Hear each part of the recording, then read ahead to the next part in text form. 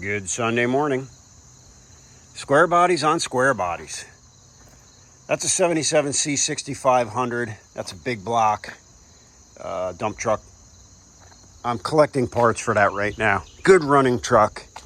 Decent bed on it. Of course, got no brakes, which if you're familiar with those trucks, you know. None of them have brakes. And when I tell you this one has no brakes, it's literally none. The pedal's right to the floor. So I'm collecting parts for that right now. We'll be working on that upcoming. But for now, we got the square body. 86 C30 Custom Deluxe. That's a little mini dump. It's a mason dump on the back of that. We had an engine fire. So let me give you a walk around of this thing as best I can because it's crammed in there and it's not running. But I'll show you what's going on under the hood and I'll map out a plan for this thing.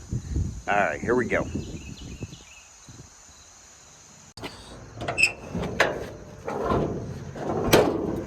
There's what you're dealing with. We had a real hot fire under the hood in the distributor area.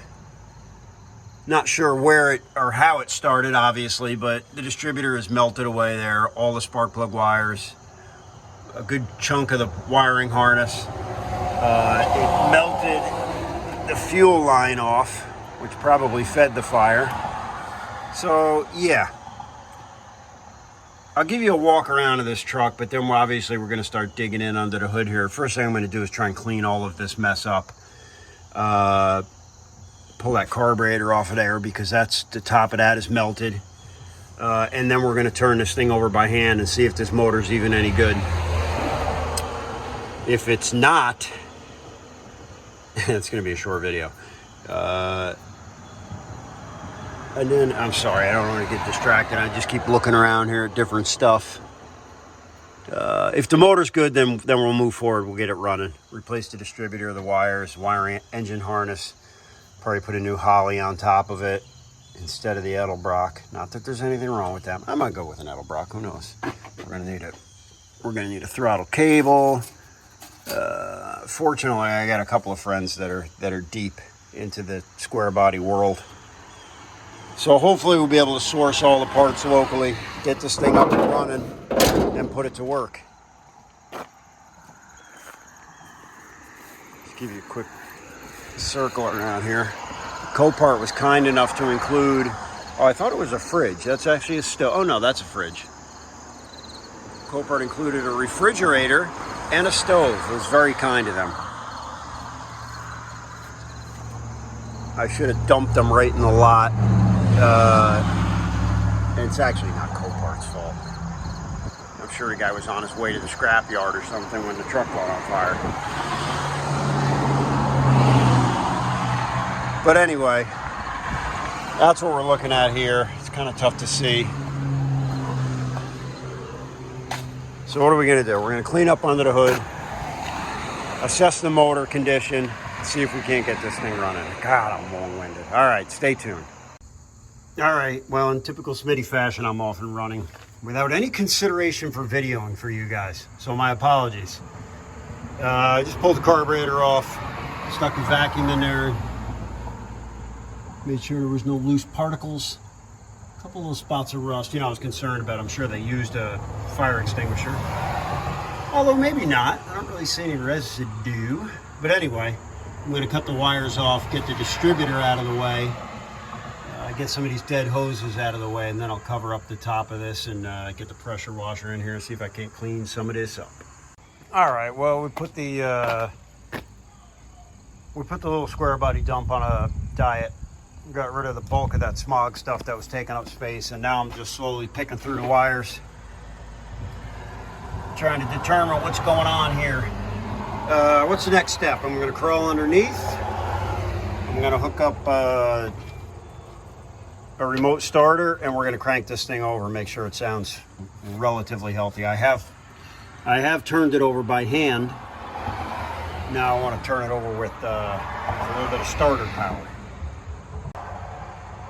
Okay, booster pack directly down to the starter. Battery is still disconnected because I don't know if this thing had an electrical fire or a fuel fire. I honestly don't know, but of course the wiring is a mess now. So anyway, strictly the booster pack to the starter.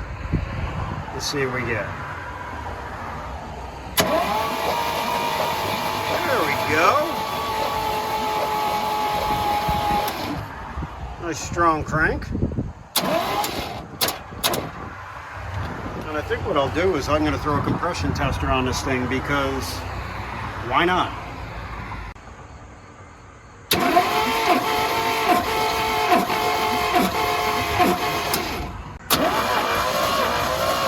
Yeah. Okay, people, hard pause on the square body dump project. Went ahead and did the compression test on it. Number 2 cylinder, first one I checked, boom, 150 pounds. Number 4 cylinder, 50 pounds. Number 6 cylinder, 50 pounds. Rest of them look good except for number 5, also hovering around 50 pounds. So I real quickly went back to number 4 cylinder, added a little bit of ATF, hit the compression tester again, and we got almost 150 pounds. So you go, all right, so you got an issue with the rings. Interestingly, though, I pulled the compression tester out, spun it over a bunch of times, tested it again, and it still came up to 130 pounds. So went ahead and oiled all those cylinders down. I'm going to let it sit overnight. Then I'm going to go ahead in the morning and spin that thing over for a while, throw the compression tester in it again, and then we'll kind of assess from there.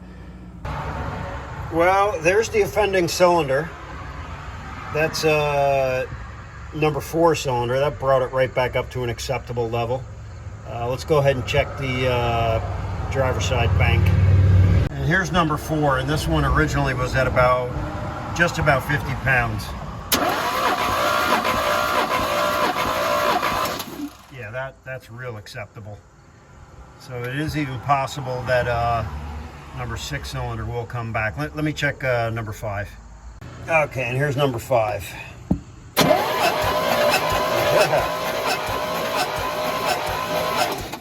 Yeah, I mean, not phenomenal, but my thought is we're popped up over 100. My thought is on this is that, at least my hope is that number 6 will come around also, and it's probably because this truck has been sitting stagnant. Sorry, I just unscrewed that. It's probably because this thing's been sitting stagnant. Even if I end up with a low number 6 cylinder over there, what I'm going to do at this point is I am going to progress with, I'm going to order a carburetor, order a distributor, get some plugs, and we're going to move forward with getting this thing running. You know, obviously if it's got a low cylinder and it runs doggy, I would not object to pulling the motor on this and freshening it up. I mean, it's a simple job on one of these. I just want to be sure that the rest of the truck is worth the effort. So that's going to be it for this weekend. It's the holiday weekend. I'm going to go do some stuff over at Kelly's house, and I'm going to cut a tree down here. Now I am going to fill these cylinders back up with some seafoam and some ATF and just let it sit for the weekend and order up my parts, and we're gonna keep looking for a wiring harness or possibly fix this one. And anyway, we're gonna move forward. All right, we got parts on parts on parts. New wiring harnesses here. I ordered that from Classic Chevy. You know, I had hooked up with a couple of guys about used ones, but I couldn't get anybody to take a little effort and pull one off a truck, and so whatever, I ordered a brand new one. A little more than I wanted to spend, but ultimately we hope it'll be worth it. So that's where I ordered the wiring harness from. I don't know if I've mentioned, but it's for an 81 Chevy pickup, not an 86, so it doesn't have any of the extra smog wires, which is fine in this case. And then down below we got our little 600 Holly. There's the part number on that. It's vacuum secondary, electric choke.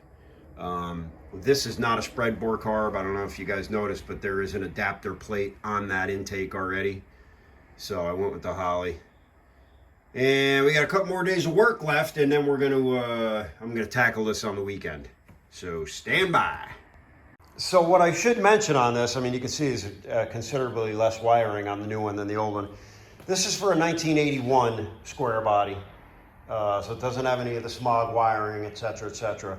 This truck originally had a smog pump on it, and then there's a couple of things that go up on the firewall that would mount to that. Because of that smog mire, I've eliminated all that stuff. But what I'm going to have to do, obviously, is modify this. I'm just looking at it now, and here's your starter wires. And then way too close to the starter wires is the alternator wiring. I don't know how. I guess maybe in the 81 they positioned it differently. I don't know. I'm gonna place it up in there and figure it out. You can see this one has like a junction here, and then this goes up to the alternator. This goes down to the starter. So you can see the distance from starter to alternator on this versus this.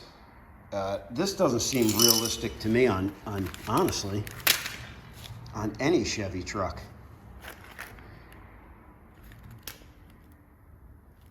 I don't know. Again, is that a big deal? Absolutely not. I'll extend the wires for the alternator. I knew there was going to be some adjustments I was going to have to make, so I'm not too concerned about that. My main thing was, I wanted to be able to get the basic wiring in here, and then I could add whatever I needed to add in the proper fashion. All right, let's get on with this. All right, so here's what we got so far. So I've got the starter bolted up down there. I've got the wires run to the starter. And just to reiterate, this wiring harness is from the incorrect year. So just the routing of the wires is a little bit different. So what I ended up doing is I did have to extend one red wire going to the alternator. I just soldered that and heat shrunk it. And then of course I've got this goofy loop here. And I only did the goofy loop so that it wasn't cutting a whole bunch of wires and extending them. This way we've got our factory connectors for the alternator. It runs back to the harness. Then we've just got the zip tied to this bracket here.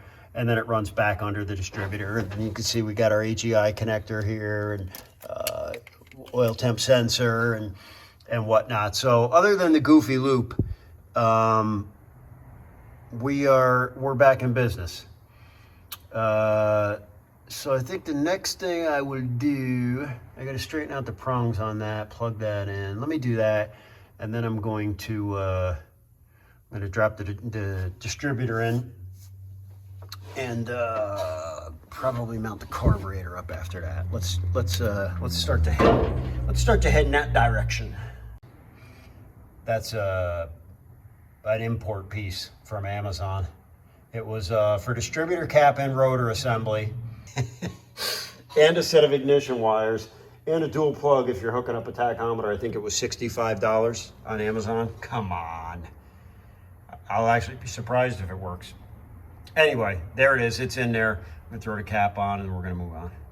All right. So we got our junction block wired up there. Obviously, we've got some stuff that hasn't been hooked up, which would be like a temp sensor, choke, some other stuff. The battery is currently hooked up. I've got the junction block, the fuse block, and the new wiring harness and everything bolted back up. This is going to be for our wiper motor when we get a new one. Everything looks good here. I've done a smoke test. There's always the mystery of, well, I'm not 100% sure why this thing caught on fire, but it does look to me like it was fuel related. Probably fuel and spark, but who knows? I mean, we may never know. All right, I think we are ready. Just gonna turn the key and see if we get any juice here. Oh yeah, I already hear a buzzer. Is that a key buzzer? Yes, it is. And we got some power. Let's just...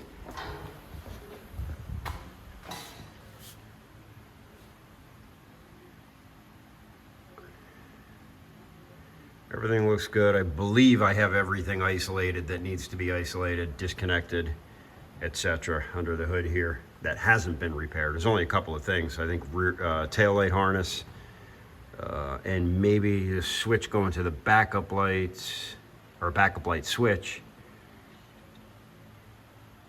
All right, looks good. I'm gonna just bump the key and see what we get.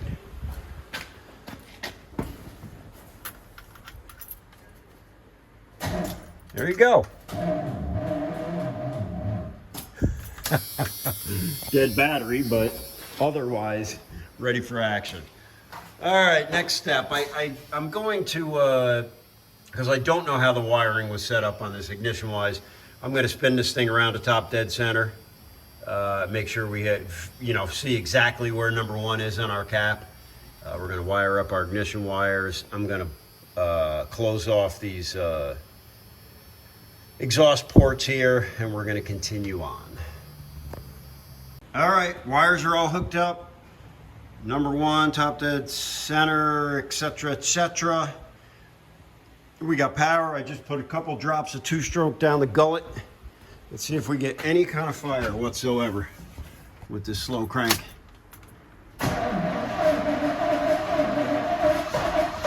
Yep. There we go. That's exciting. It's exciting for me. I don't know about y'all, but so I just wanted to confirm that we got some fire. I'm going to clean up this rat's nest of these universal wires here, and then we're going to hook up a clicky-clack and a separate fuel source. Fire this thing up just for a minute or two. Actually, I'm going to probably drain the oil before I fire it up, although I'd like to heat it up. I'm going to drain the oil first. I just don't know what's in this thing. So we'll put some fresh oil in her, and then we'll heat it up, and then we'll go ahead and drain the oil again. All right.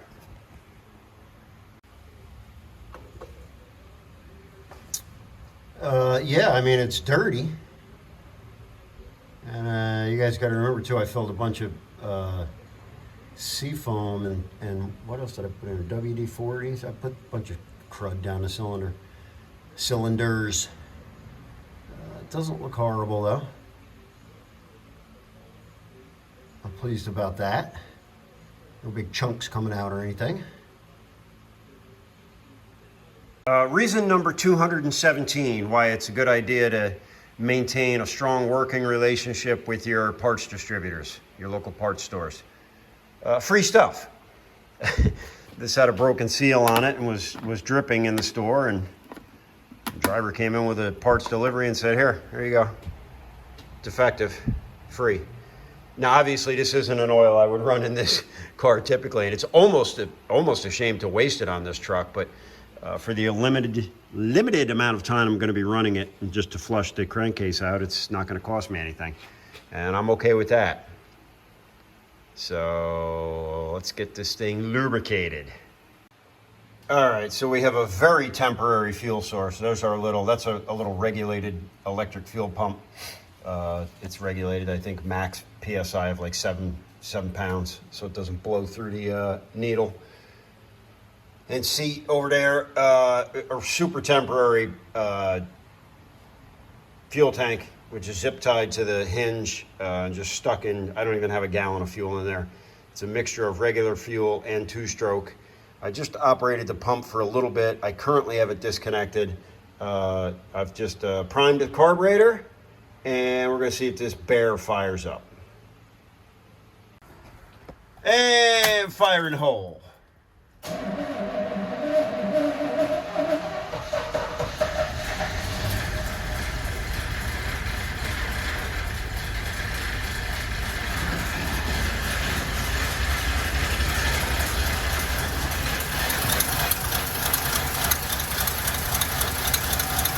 What do you know about that?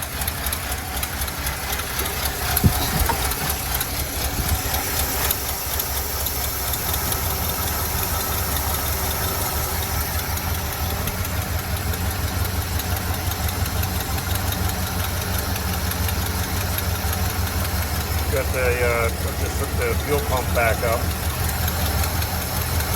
I don't think I can ask for better than that right there. We got to seal off our, I just pinched them shut. We got to seal them up. Hear that little tick tick from the exhaust.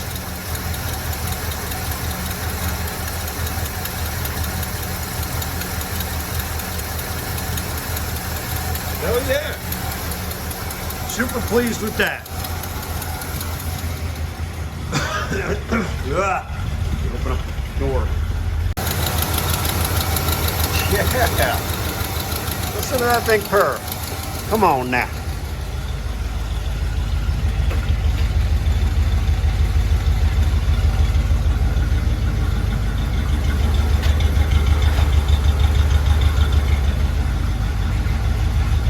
I can't hardly complain about that.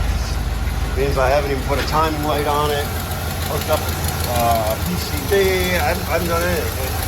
Go back in advance. No complaints on the old girl. She sounds good.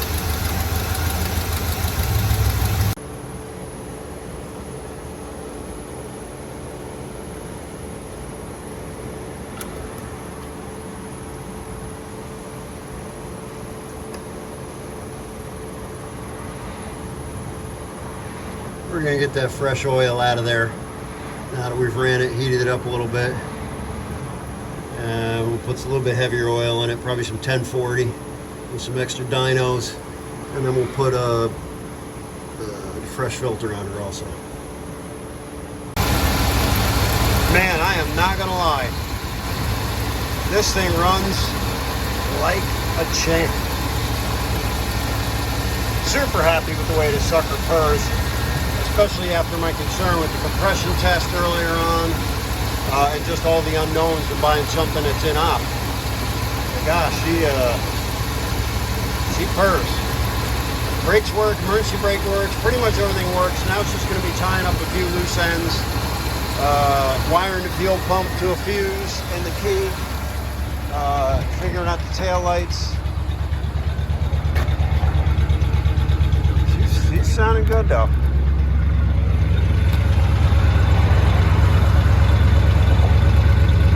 Very happy with the way this thing runs, and at least now I'll be able to pull it in and out without any hassle.